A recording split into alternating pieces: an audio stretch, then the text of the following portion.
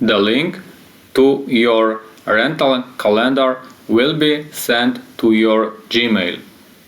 After clicking it, you will see a page asking, would you like to create a copy of the rental calendar document?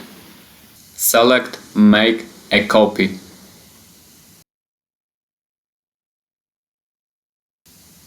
The first column on the left shows the days of the week. The second column shows the dates, and the third column shows the prices. You can change this however you like.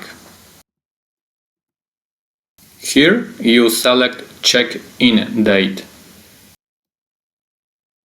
Here check-out date. It will then show you the total number of nights and the cost of stay. In the reservations column, you can check a cell next to a date if it's reserved. To do this, click the cell and press the spacebar.